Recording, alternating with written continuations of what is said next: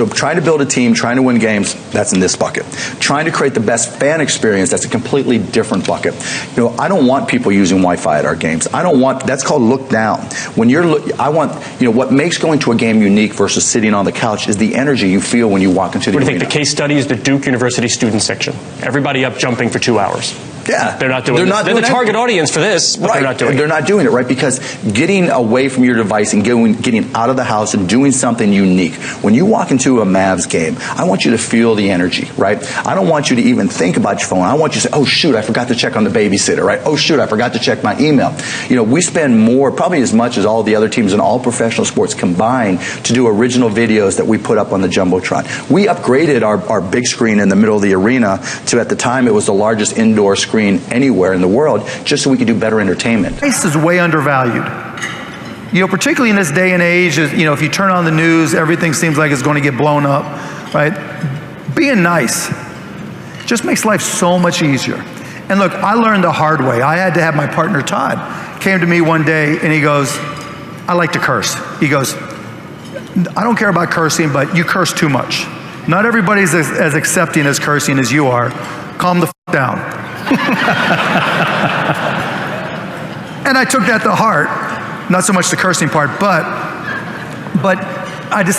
it became apparent to me that the nicer I got, the more effective people around me got, the more productive they got, the more sales we had. I was undervaluing nice.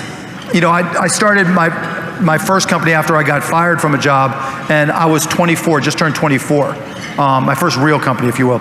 And I was always go, go, go, go, go, all consumed, right? Live it, eat it, sleep it, breathe it. And I knew people couldn't keep up or work as hard as many hours as me, but I wanted them to. And we were successful and we didn't have much turnover, but I could have done a better job if I were nicer. And broadcast.com, I got a little bit nicer, right, as things. But then once I got to the Mavs and some of these other companies, and Todd reminded me, you know, and really told me, you know, just nice works.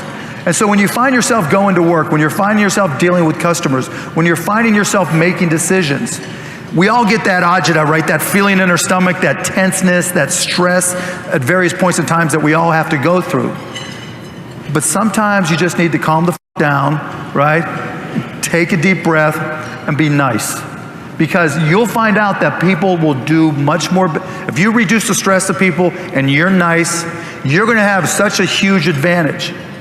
No matter what your technology is, no matter how it compares, even if it's a download for an app, people will still have to deal with you. Your culture will come through. Being nice, being supportive, reducing stress, that all comes through even in an app. Third is be prepared. People are like, oh, you're such a risk taker. I don't take risks. Right? When you walk into the room, if you don't know more about your business, your industry, your company, your customer than everybody else in the world, you're lying to yourself that you don't know shit then, right? Because someone like me is going to just kick your ass. Seriously, right? If you walk in and there's somebody else who knows your business and your industry better than you, why would they buy from you? The one thing in business that you can control, your effort. Your effort. Period, end of story. I'm not Mr. Mentor. I'm not the one who says, let's sit down, tell me how it's going. I'm going to tell you exactly how I am. Get off your ass and get out there and sell something. That's right.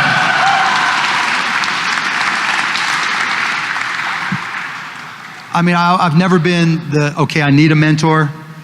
You know, a lot of people look for mentors thinking they're going to tell me the shortcut. Mark, will you be my mentor? You know the way. And they think I'm going to go, ooh, and like convey some magics. Here's the dust. Go, go, go. It doesn't work that way. I still grind. I love to grind. If you're competing in one of my businesses, I'm going to kick your ass because I'm going to outgrind you, right? That's what being an entrepreneur is. You've got to get out there and do the work. So when it comes to how do you learn, right? Because that's the question. How do I learn this stuff? Man, everybody has got to go through that process, right? I'm in the tech business, I'm in the media business, the entertainment business. I've got to try to prepare myself for all the Shark Tank businesses. I read 3 hours plus a day, right? Well, everybody else is getting a suntan. Or even when I'm getting a suntan, I'm online or I've got books, I'm reading all I can. To execute. Everybody's got ideas, that's the easy part. But customer, sale, customer happy, yes or no?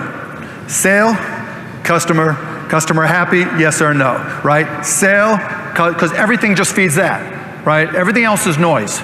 And part of that though, so there is a part B to that, right? Because one tenet of good business is always listen to your customers, right? You always want to listen, but you don't always want to do what they tell you, right? Because a customer's job is to make their company successful, right?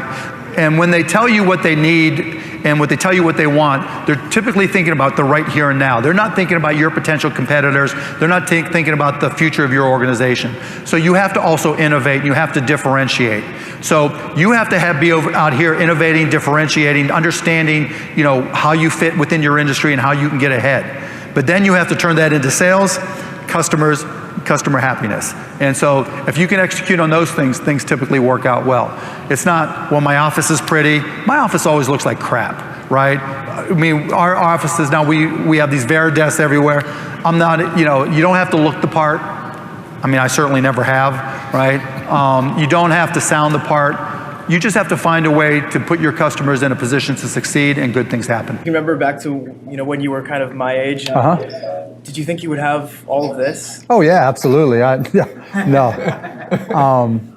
I had no idea. I grew up in Pittsburgh. My dad did upholstery on cars. So if you got a rip in your car seat, you took it to him.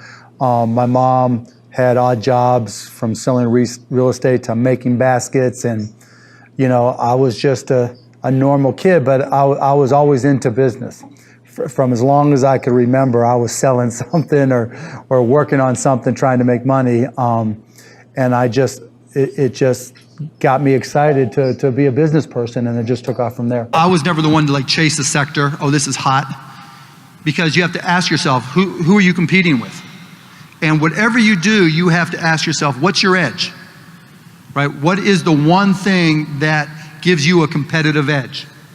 If you don't have an answer, you can't start that company. You're going to lose, right? I said it before, if you're trying to compete with me, you better know a whole lot more than I do about whatever business we're in, because otherwise I'm going to kick your ass, right? So you have to ask yourself, what is your competitive advantage?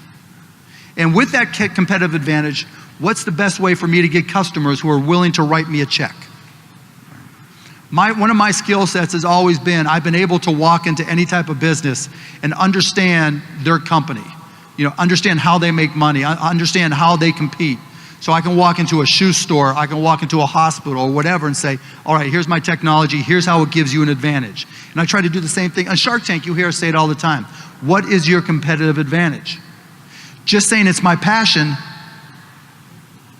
Did you ever walk into 7-Eleven and say, wow, I'm shopping here at 7-Eleven because they're really passionate? No. Right? And when you go and you think about your own buying decisions. What makes you decide to buy? Now you might want to support veteran-owned businesses.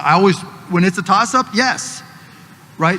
But at some point you have to grow beyond the community, and you have to be able to say, you can walk into any situation and know without any doubt in your mind, this is why you are the best product or service, and you are the best company to provide that product or service. Period, end of story. If you can't do that, you have to ask yourself, who is doing it? What are they doing that gives them that edge? What allows them to compete or help their customers better than you can? Right? Because that's what it's all about. We all as consumers make buying decisions. And the people who are buying our stuff, product or service, use the same thought process for those buying decisions. So always put yourself in your potential customer's shoes. What is it that I have that makes it a no-brainer for them to buy from me? If it's, I'm nice, I'm passionate, you're in trouble, right? There's got to be something, because even if you can get some customers, how are you going to grow it? How are you going to sustain it? And what's going to keep the next person from coming in and doing the same thing? Because look, with success comes additional challenges. The more you succeed, the more people say, damn, okay, that's an opportunity. I think I can do that better. And so success isn't, look where I'm at. Success is go, go, go, go, right? I mean, people say, wow, you've done this. I'm still going, right? To me, business is the ultimate sport. And there's nobody on the face of the earth that's more competitive than I am. I've said that to Magic Johnson, Michael Jordan, Larry Bird, you name it, right? Any athlete, any business person. It is the ultimate sport, and we're competing all the time. What is it that gives you an edge that allows you to compete? How do you sustain that, and how do you find more people that say yes to buying that? That is going to be the key to your business. And how do you sell it? I focus on things that are AI driven, artificial intelligence driven, whether it's machine learning, deep learning neural networks, medical applications. But within AI is a buzzword that everybody's using right now. You know, and to that point, you know, we as old guys, we go back, and it's like 1995, we talk about the internet. And I would say to people back in 1995, look, if you don't understand the internet, you're not going to be able to do business. And now that's just blocking and tackling. It seems obvious. Back then it wasn't. Right? I could even take you further back to my first company. You know, what we did, it was a company called Micro Solutions, and we did local area networks and wide area networks. And I used to walk into companies and say, you're going to have to hook these PCs together at some point. That'll make you more productive, more effective, you know, give you a competitive advantage. And people were like, nah, I just carry this floppy from this PC to that PC. Yeah, okay. But today, we're at the same type of inflection point with artificial intelligence. You don't have to be an expert and be able to put together your own neural network. You know, you don't have to know what weights and biases are.